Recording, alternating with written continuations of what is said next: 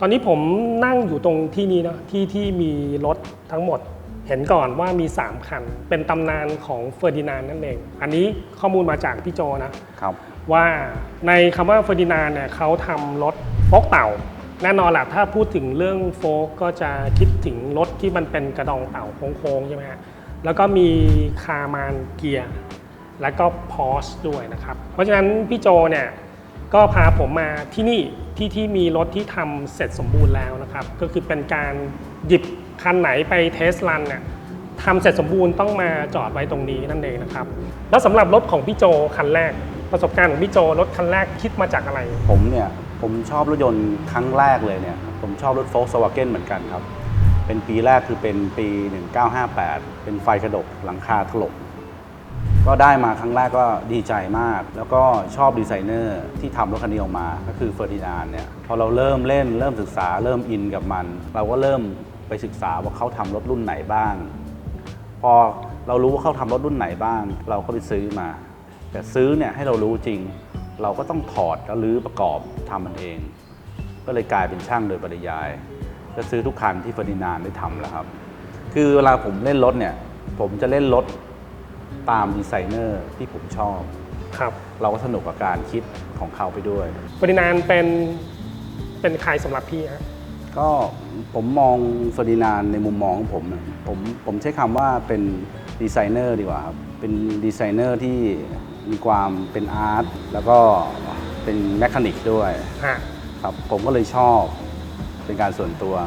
แต่ระหว่างที่ผมศึกษาดีไซเนอร์คนนี้ผมก็จะศึกษาตั้งแต่เริ่มต้นว่ารถคันแรกเขาใช้กระบวนการคิดยังไงปีต่อมาเขาคิดอะไรที่เขาเพิ่มเติมมากขึ้นเครื่องยนต์เพิ่มเติมอะไรขึ้นมาซึ่งพอเราเล่นอย่างนี้เราก็เหมือนต่อโมเดลแต่มันเป็นโมเดล1 ต่อ 1ก็ต้องยอมรับว่ามันเสพติดพอเรายิ่งเล่นไปเราก็ยิ่งอยากรู้มากขึ้นก็เลยกลายเป็นที่มาผมก็เลยต้องทำอู่ไปโดยปริยายพี่มองว่ารถคันหนึ่งเป็นของเล่น1 ต่อ 1ครับพี่มองว่ามันเป็นโมเดลเป็นฮ็อบบี้ครับเฮ้ยผมไม่เคยมีมุมมองนี้นะผมมองรถเป็นโมเดลครับเหรออ๋อแต่ชีวิตจริงก็คือการใช้ชีวิตก็แค่นั้นเองส่วนตัวผมเนี่ยผมจะทำอะไรก็แล้วแต่เนี่ยสิ่งหนึ่งที่ผมต้องทำมากที่สุดมากกว่าคนอื่นคือการทุ่มเทผมทุ่มเทเรื่องเวลาผมทำงานค่อนข้างเยอะแต่ถามผมทำงานหนักผมไม่ทำงานหนักแต่ผมทำงานเยอะแต่ระหว่างที่ผมทำงานมันคือความสุขของผมก็ไม่ได้คิดว่ามันหนักและผมทำแบบสม่ำเสมอผมก็เริ่มต้นจากไม่ใช่ว่าเก่งไม่ใช่เริ่มต้นจากว่าเป็นแต่ผมศึกษาทุกวันแล้วผมเชื่ออย่างหนึ่งว่าสิ่งที่เราทำทุกวันเราย่อมต้องเก่งมากขึ้นทุกวันอันนี้เรียกว่าเป็นไลฟ์สไตล์ของพี่ไลฟ์สไตล์ครับในวิดีโอหลายๆตอนที่ผมได้พูดถึงการคัสตอมงานออกแบบของผมนะหรือพูดถึงนาฬิกาบนข้อมือของเราเนี่ยทุกอย่างเนี่ยมันเป็นเรื่องของการทำการออกแบบโดยมนุษย์ทั้งหมดเลยพี่โจมีความเห็นว่าออกแบบรถเนี่ยมันเป็นยังไงในแต่ละยุคความรู้สึกผมเนี่ยผมมองรถปีประมาณปี50ปี60 50 60เนี่ยเป็นยุคที่เฟื่องฟูที่สุดแล้วก็ผมมองเรื่องการออกแบบการดีไซน์ไม่ว่าจะเป็นดีไซเนอร์แฟชั่นศิลปะดนตรีอาหารรถยนต์ผมมองว่าช่วงปี50-60เนี่ยเป็นช่วงที่สวยงามที่สุดนึกภาพไปถึงปี1940ซึ่งเกิดสงครามโลกครั้งที่2พอหลังจากที่เขาผ่านกับความเป็นความตายเนี่ยผมว่าตรงนี้เป็นพอยต์สำคัญโลกเริ่มเปลี่ยนพอปี50รถยนต์เริ่มพัฒนาจากไฟที่เคยอยู่บนหลังบังโคลนเหมือนตะเกียงไฟตะเกียงก็ลงมาอยู่ในบังโคลนละพอปี60เนี่ยยอมรับว่ารถทุกแบรนด์เนี่ยปี58 59เนี่ย60เนี่ยไม่ว่าจะยี่ห้อไหนคุณเล็กสังเกตไหมว่าสวยทุกแบรนด์ดนตรีเพราะทุกอย่างซีวิไลหมดผมมองว่าทุกครั้งที่มันมีความยากลำบากในชีวิตก้าวเข้ามาเนี่ยมันเป็นตรรกะที่ผ่านการกลั่นกรองพอมันกลั่นกรองด้วยความถูกด้วยความผิดมากๆเข้าคนมันได้คิดในสิ่งที่ว่าถูกที่สุดดีที่สุดก็สามารถทำของที่ดีที่สุดขึ้นมาได้แล้วยุค50 60 70ผมว่าคิดว่าเป็นยุคที่เริ่มต้นของการพัฒนาสิ่งของหลายๆอย่างทุกวันนี้ก็ยังหมุนเวียนอยู่ในยุคนี้ตลอดถึงมันจะพัฒนาไปขนาดไหนก็ยังอยู่ในตรรกะของ50 60 70ครับทีนี้ในเรื่องของเทคโนโลยีอะพี่ เทคโนโลยีทุกวันนี้มันก็ตอบยากมาก เพราะว่ามันก็ก้าวกระโดดไปเรื่อยๆแต่ส่วนตัวผมเนี่ยผมชอบรถวินเทจเพราะว่าผมไม่ต้องการเทคโนโลยีอะไรมากมายผมต้องการเป็นนวลล้วนๆซึ่งเราดูแลได้เราแมนเทนแนนซ์ได้ แล้วทำให้ชีวิตเราไม่วุ่นวายมากผมว่ามันก็มีเสน่ห์ของมันในอีกแบบหนึ่งครับ คือเพิ่นผมเกิดทันก็เกิดในยุคปี7กว่าใช่ไหมเกิดมาเราก็อยู่กับรถประเภทเครื่องยนต์สันดาปเราก็จะคุ้นเคยกับเรื่องแบบนี้เพราะฉะนั้นพี่โจก็จะให้แนวคิดอันนี้กับผมแหละว่าเฮ้ยทำรถต้องทำให้ดีถ้าทำไม่ดีอย่าทำเพราะทำไปคุณขับไปคุณซ่อมไปมันไม่มีความสุขมันไม่มีความสุขเพราะฉะนั้นการที่เราใช้รถที่แบบมีอายุที่มากแล้วเรานำมันกลับมาสู่สภาพเดิมแบบที่พี่โจทำเขาต้องใส่รายละเอียดเข้าไปเนี่ยมีมากน้อยแค่ไหนประมาณนี้นะครับ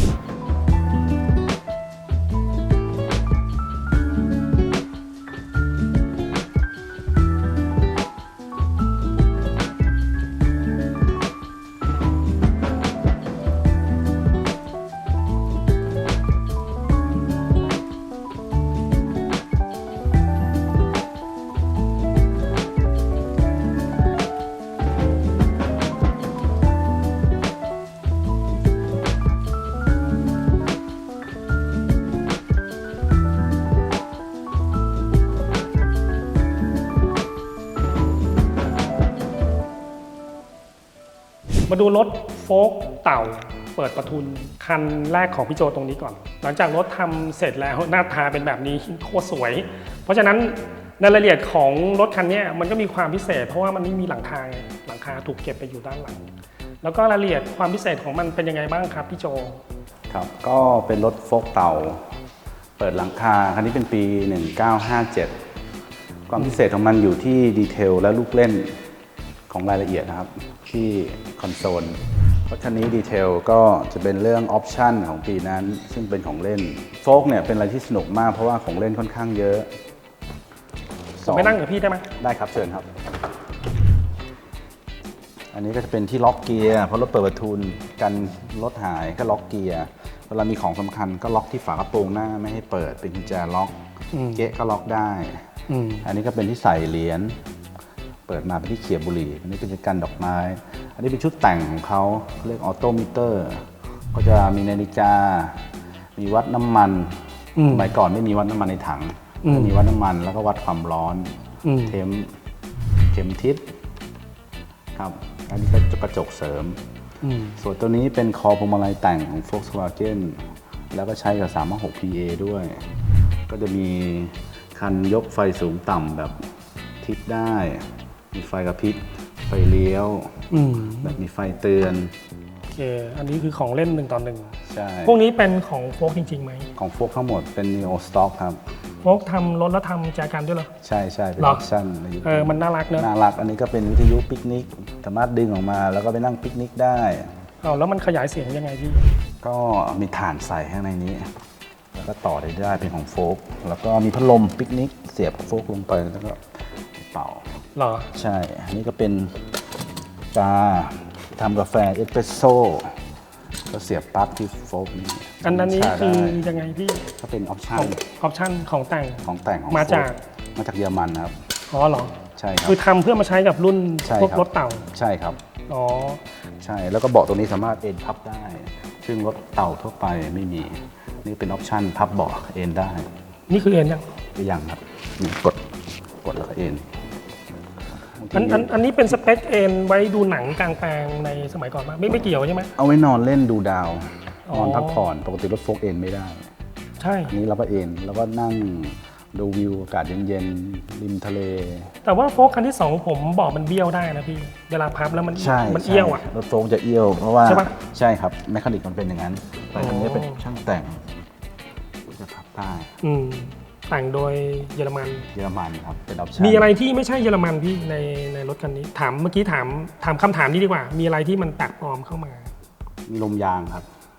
โอเคลมยางนี่มาจากไทยแท้เลยได้เลยเดี๋ยวมาดูรถคันนี้เป็นคาร์มันเกียร์ปี 1958ก็คือโลไลน์แบบเป็นตัวต้นแบบนะ ต้นแบบของรถผมนะแต่ว่ามาดูรถที่มันฟินิชจริงๆอ่ะฟินิชแบบเหมือนรีสโตร์นัดหนึ่งความสวยงามของเขามีเรื่องของดีไซน์เดี๋ยวผมจะมาพูดว่าเรื่องเบาะของเขาเนี่ยตั้งแต่รถโฟล์คคันเมื่อกี้แล้วสวยมากเลยแล้วคันนี้มันจะต้องดีไซน์อะไรเข้ามาแบบพิเศษบ้างขออนุญาตนั่งนะพี่ครับยินดีครับขออนุญาตนั่งรถของคนอื่นนะตอนนี้มีล็อกที่คอพวงมาลัยแล้วก็มีตัวควงพวงมาลัยเวลาควงแบบไวใช่นี่อย่างนี้ใช่ไหมฮะใช่ครับมีปุ่ม start เป็นออปชั่นแต่รถคันนี้พิเศษเป็นซูเปอร์ชาร์เจอร์ยี่ห้อโอกาซ่าในยุคนั้นเนี่ยจะมีซูเปอร์ชาร์เจอร์เนี่ยมาติดตั้งรถโฟล์คให้แรงขึ้นคันนี้ใส่ติดตั้งซูเปอร์ชาร์เจอร์ตัวนี้ก็เป็นแคมปิ้งครับเป็นช่องแคมปิ้งได้แล้วก็มันเป็นยังไงพี่แคมปิ้งมันเหมือนวิทยุกดเนี่ยใช่ก็ชักออกมาได้อ๋อเหรอครับครับก็หายากมากแล้วก็ไฟก็เป็นไฟแจกันเปิดมาแล้วก็ส่องได้อ๋อครับเปิด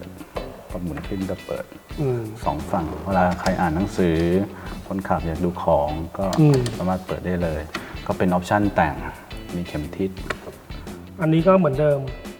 ต้องมีทุกคันใช่ไหมครับมีทุกคันโอเคพวงมาลัยนี่เป็นยังไงพี่มันก็เป็นพวงมาลัยชอบที่พวงมาลัยนี่แหละพวงมาลัยตรงปีครับของโรไลท์พวงมาลัยจะเป็นโลโก้นี้อ๋อเหรอฮะแล้วมีออปชั่นแต่งอะไรอีกไหมครับพี่ก็มีลำโพงพิเศษตรงปีอันนี้ก็วิทยุก็ฟังเพลงได้เดี๋ยวให้พี่โจพูดถึงการดีไซน์เบาะนิดนึงอินทีเรียเนาะภายในว่ามันหมายความว่ายังไงพี่นี่ผมก็คัสตอมขึ้นมาครับผมชอบนั่งเบาะที่เป็นผ้าเพราะว่าเวลาขับความเร็วสูงเนี่ยมันสามารถเซฟตัวเองไม่ให้ลื่นได้ถ้าเป็นหนังก็จะลื่นไปลื่นมาอ๋อครับครับก็เลยเป็นหนังเป็นลายสกอตครับเบาะหลังเวลาพับออกมาเราก็สามารถวางกระเป๋าเดินทางได้แล้วสีสันของเขาอันนี้ผมต้องการความสดใสความป๊อปปูล่ามีความเรียบง่ายของมันเหมือนเราใส่กางเกงยีนแล้วพับขานิดนึงให้เห็นริมแดงอะไรอย่างเงี้ยรถสีขาวเรียบๆเหมือนใส่กางเกงยีนง่ายๆแต่มีริมแดงหน่อยผมก็เลยดีไซน์นิดนึงทั้งแผงข้างก็จะต้องแมทช์กันเนาะใช่ครับทีนี้มันมีรายละเอียดของความพิเศษของมันในเรื่องแมทเทียลว่าพี่อย่างเช่นแบบพี่ต้องเอาสั่งมาจากเมืองนอกหรือเปล่าหรือว่าในเมืองไทยสามารถทำได้ต้องสั่งมาจากเมืองนอกครับเมืองไทยมีเยอะนะพี่เทคไทยแบบสวยๆอ่ะลายมันไม่เข้ากับยุคสมัยลายไม่เข้ากันแล้ว2คือผ้าพวกนี้เป็นผ้าเบาะความหนาของผ้าเบาะจะมากกว่า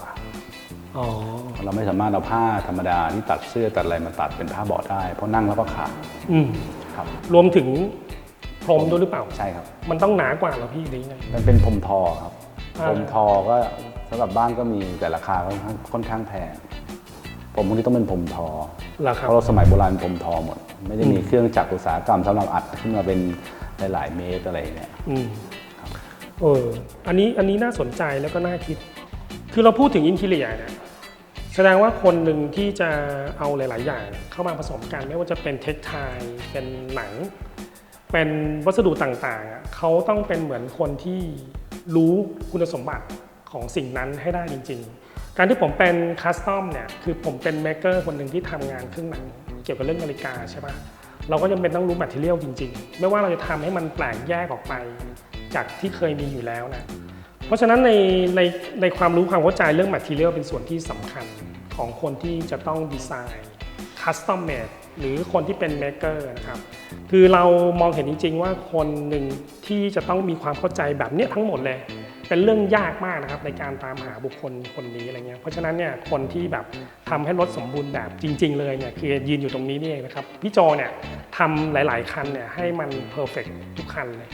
ความสมบูรณ์แบบเนี่ยก็เดี๋ยวไปดูที่ Porsche อีกคันหนึ่งว่าทีนี้ขยับจากคาร์มันเกียร์มาเป็น Porsche และในรายละเอียดของ Porsche เนี่ยมันจะมีรายละเอียดที่มากกว่าหรือเปล่าในดีเทลของเขานะพี่โจเดี๋ยวพี่ลองดูคันนี้ให้ผมนิดนึงว่าผมจะซื้อมันได้ไหมพี่ถ้าผมมีเงินเนี่ยผมตามหามันได้ไหมแต่ว่าดูเหมือนว่าคันเนี้ยดีเทลของเขาจะเปลี่ยนไปมันเหมือนมันมีความสปอร์ตมีความโฉบเฉี่ยวมันดูเฉี่ยวรวมถึงสีของเขาเนี่ยมันเริ่มที่จะเข้มข้นขึ้นคือเพราะคันนี้เป็นรถแรกๆที่ผมจะอธิบายก็คือ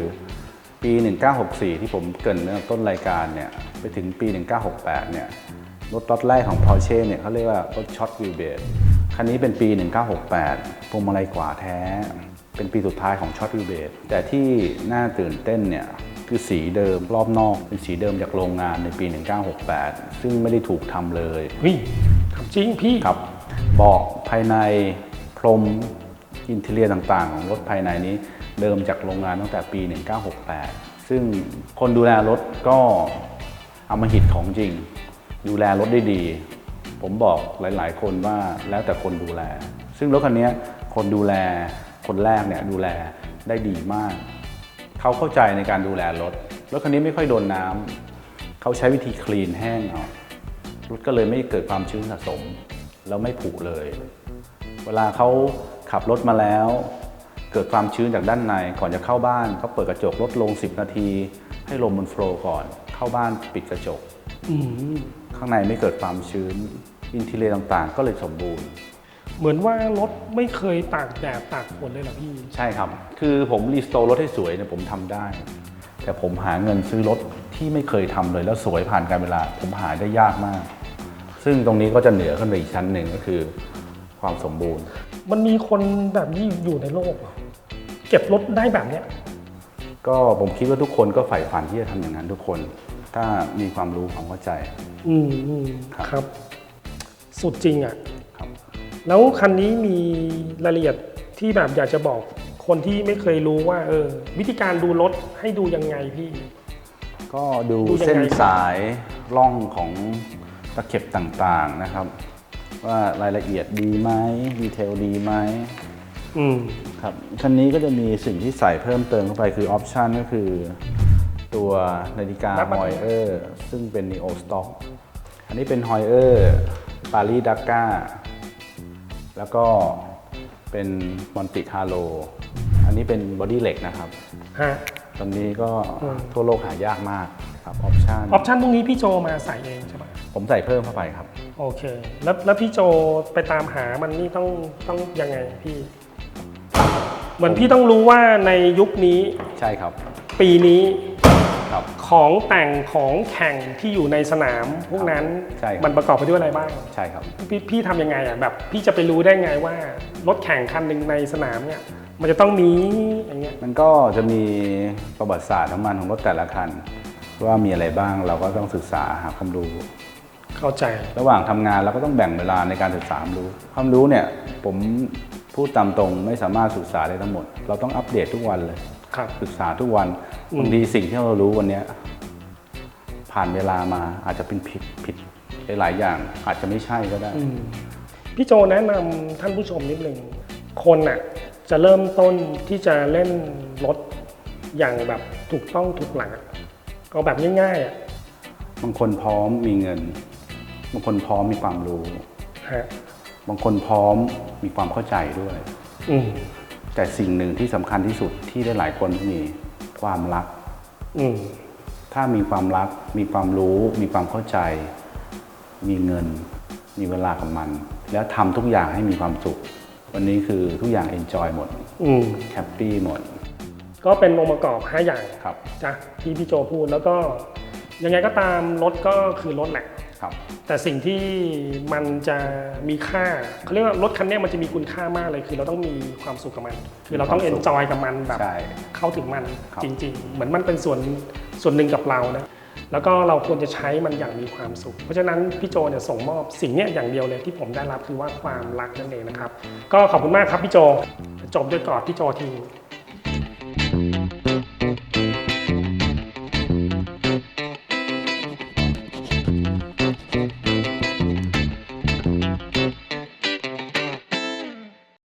สำหรับในตอนนี้เรื่องของเล็กมโนพาทัวร์ของสะสมเกี่ยวกับรถทั้งหมดที่ผมพูดไปนะเป็นสายลึกนั่นเอง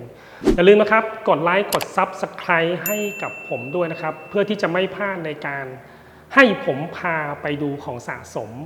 แบบไหนสายลึกเหมือนเดิมอย่าลืมนะครับติดตามผมไม่ได้